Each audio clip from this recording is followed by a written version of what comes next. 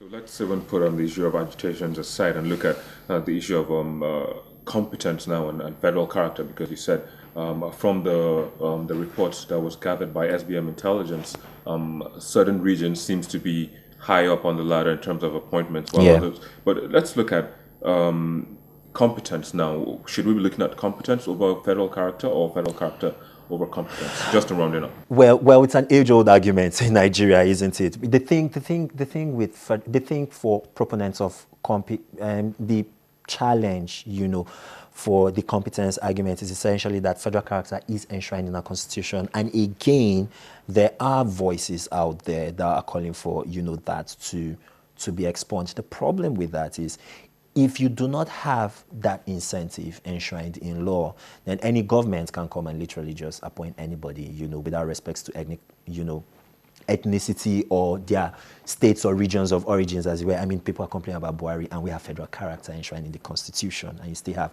60% of appointments coming from the north. So that's the challenge. But the competence argument is also, very relevant. I mean, even if you're going to look at a certain region, you'd also want to look at people who, are vastly qualified for the job. So when you look at, say, for example, the recent reshuffling at the NNPC, I don't think anybody will argue that the replacement for Kachiko, Kachala Baru, wasn't qualified or competent. He's been in the NNPC system for 30, 40 odd years. So yes. So it's gonna be a delicate balancing act between both competence and federal character. So you suggest we go with both?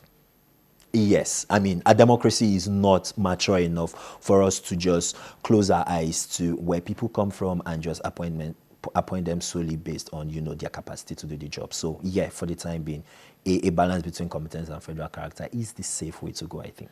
All right, public affairs analyst as well as lawyer Ikemesi Dafiang. Thanks for coming on the program and giving us your own perspective on this issue. Always a pleasure. Thank you. Well, that's where we are. We take a quick break, and when we return, we take a look at some of the comments that you've sent via our social media platforms, and also review the most viewed videos on our YouTube channel in the past week. Join us again.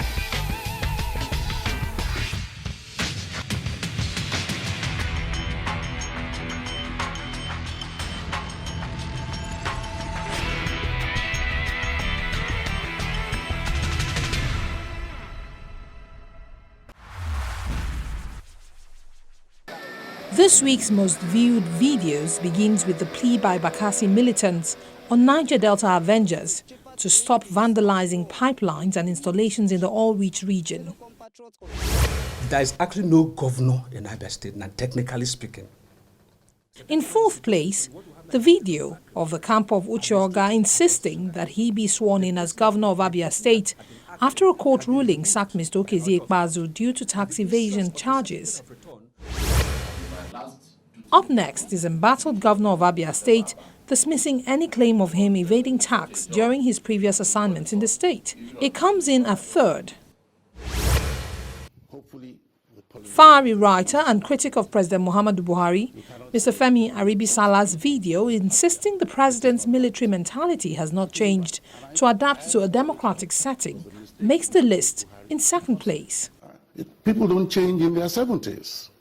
And it has always been like that. In his first coming, his SMC had 16 people. Only one was a Yoruba man. That has been the tendency of Buhari as PTF chairman. Most of the money that was spent on the PTF was spent in the north, systematically.